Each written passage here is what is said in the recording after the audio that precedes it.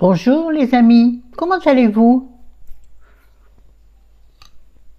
En même temps la date on s'en fiche parce que je ne sais pas encore quand je mettrai cette vidéo en ligne, puisque c'est une vidéo livre. Alors je sais qu'il y en a qui adorent, d'autres qui n'aiment pas, enfin qui aiment moins, qui sont pas passionnés de lecture quoi. Et moi j'ai cheveux à chaque fois qu'ils viennent dans le visage, ça me démange. Perdrai-je mes cheveux? Ceci est une question. Est-ce la question du jour? Pas du tout.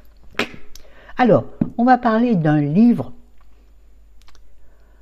que j'ai pris à la bibliothèque d'une autrice que je connais déjà, qui s'appelle Karine Gebel, qui écrit des thrillers, des polars, des policiers, des thrillers psychologiques ou assimilés. C'est ce qu'est celui-ci, c'est d'après moi, un thriller assimilé, c'est un roman assimilé, bien sûr, thriller psychologique.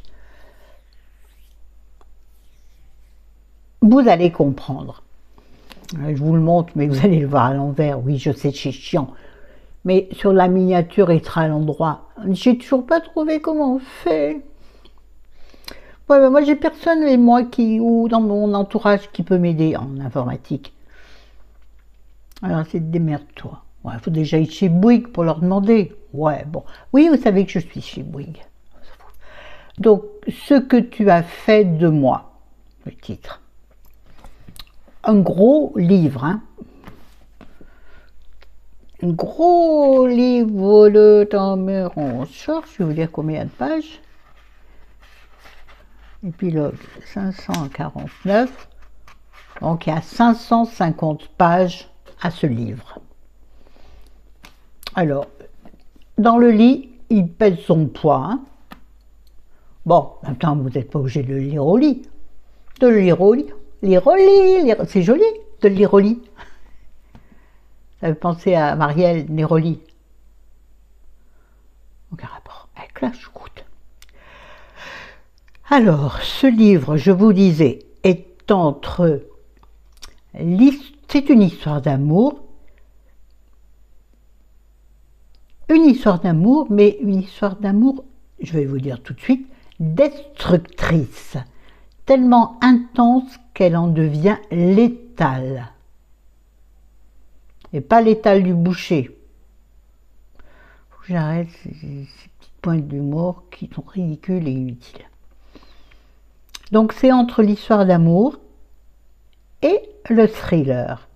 Enfin, c'est un thriller d'amour, tiens, c'est ça, c'est un thriller d'amour. C'est l'histoire de deux policiers, un commissaire et une jeune policière toute neuve qui arrive dans le service et tombe amoureux de façon absolument intense. C'est le coup de foudre, mais je ne sais pas comment le décrire. Chacun décrit le coup de foudre à sa façon. Je crois n'en avoir jamais connu. Mais je n'ai que 62 ans. Il y a encore des probabilités, on va savoir ça. Pourquoi j'arrive pas sur celui-là à vous regarder dans les yeux? Bizarre en ce moment. Hein. Alors, je vais voir le truc vert qui est là-haut. Bon, bref, je continue, sinon je suis perdue. Donc, c'est un commissaire qui tombe follement, mais follement amoureux d'une nouvelle recrue dans l'équipe. Alors, les débuts au boulot sont pas si évidents pour elle. Hein. C'est une équipe un peu misogyne, il faut bien le dire. Quel secteur n'est pas misogyne, direz-vous? Me direz-vous? Mais cette réflexion n'a aucun rapport avec le livre. Mais c'est pour planter un peu le décor. Et je suppose que dans une brigade de police,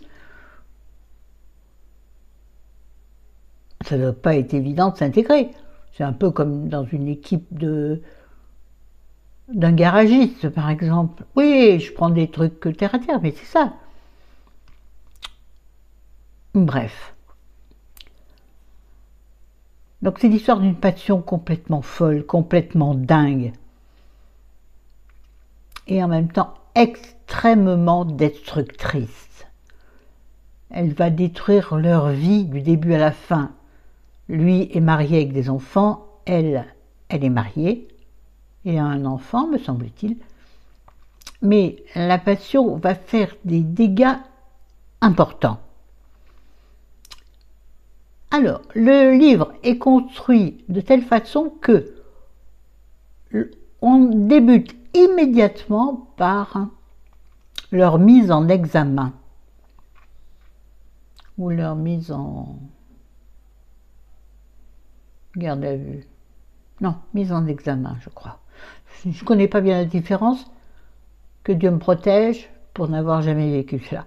Que Dieu me protège. Il y a des moments où je prie, il y a des moments.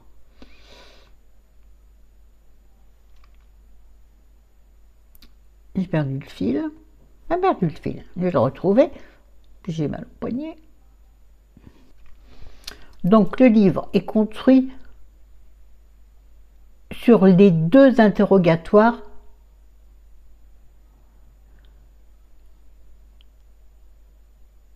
des deux personnages, c'est-à-dire ils sont tous les deux au commissariat, interrogés par différentes personnes, et chacun dans un bureau d'interrogatoire, à côté, l'un à côté de l'autre. Enfin, deux bureaux indépendants, mais concomitants, enfin, concomitants, on s'en fiche.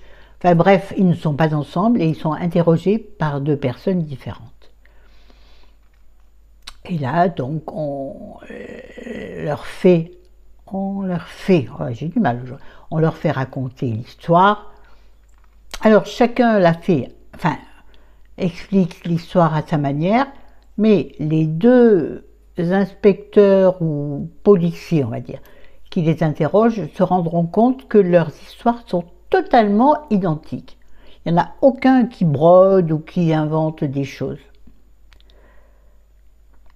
Ils sont vraiment raccords, mais de façon naturelle. Aucun ne triche, aucun ne ment.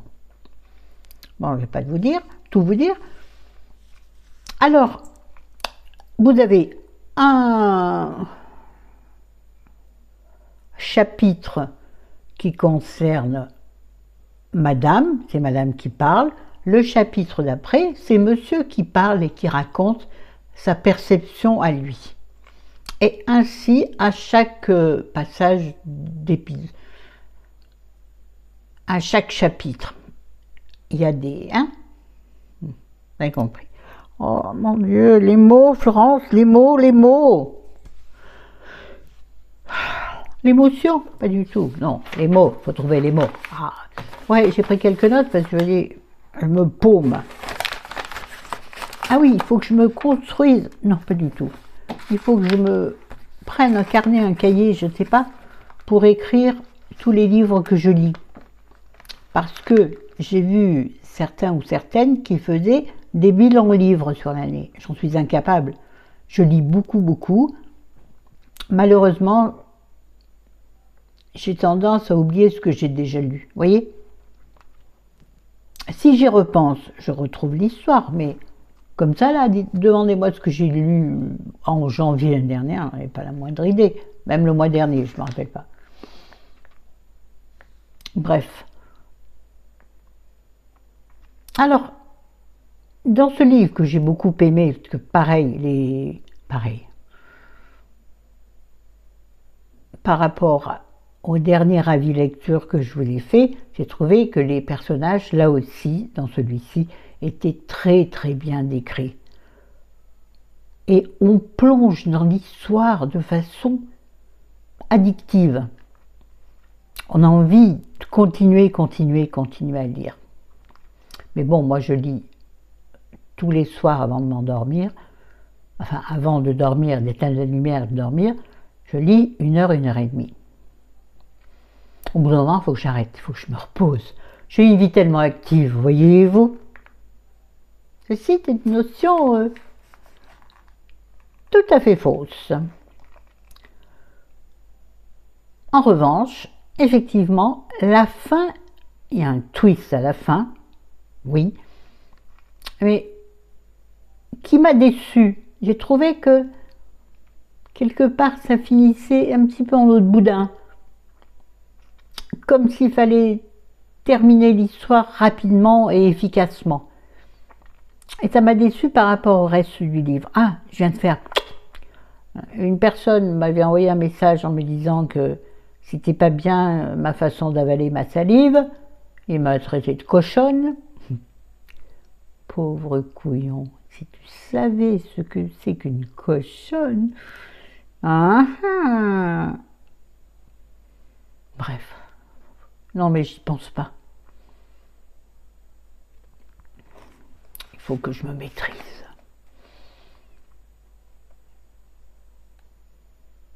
Alors, donc, je rejoins en finalité ce que je disais au début. C'est un mix entre un thriller psychologique et une histoire d'amour érotique, parce que c'est quand même bien basé sur la relation sensuelle entre deux êtres, mais sans être pornographique, pas du tout. Pas du tout, c'est même pas du tout au niveau de, je sais pas comment il s'appelle, la grille, Grey, là, vous voyez. J'ai jamais lu, j'ai pas envie de le lire.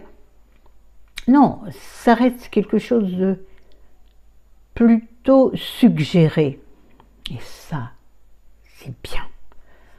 Pas que je sois du tout une prude, pas du tout. Mais bon, je veux savoir ce que je lis, quoi. Ma conclusion, c'est: est-il possible d'aimer follement sans tomber justement dans la folie, sans tourner à la folie? Aimer follement, mais aimer follement comme dans le livre, c'est-à-dire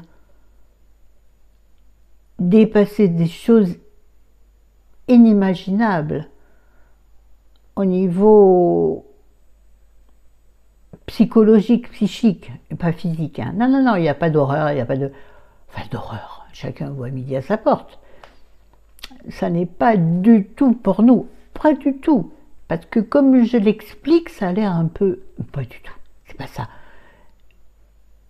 Mais tu te dis que quand même, est-ce vraiment possible de vivre une telle histoire?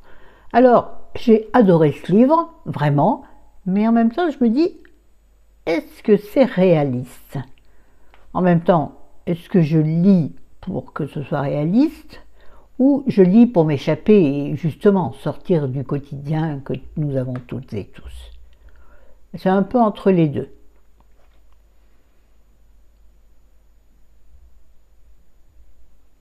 Et donc, ma réflexion finale sur ce livre, est-ce que c'est une histoire d'amour enviable ou au contraire effrayante? Vous me le direz si jamais vous le lisez. Est-ce que je dois donner une note? Ouais, je vais la donner parce que je suis à peu près habituée à faire ça. Pas tout le temps, mais... Alors là, je suis embêtée. Le précédent, j'ai donné 9 sur 10. Là, je donnerai 8 sur 10. Allez, 7,5 sur 10, parce qu'il y a le final qui me dérange. Voilà. Sinon, c'est une belle et bonne lecture. Donc, Karine Giebel, ce que tu as fait de moi. Voilà. Et qui est sorti, je ne sais pas, je l'ouvre et ma main gauche ne veut pas trop bien marcher aujourd'hui. Là, il y a marqué « La passion, selon Karine Giebel, conduit forcément à l'irréparable ». Alors, voilà. Vous sniffez vos livres aussi? Moi, je sniffe tout le temps. Bibliothèque ou pas bibliothèque, vraiment. Allez, sur ce, je vous aime, je vous adore, je vous dis à bientôt. Non, prochaine vidéo, on n'en sait rien puisque ça ne sera pas dans le bon sens. Ciao.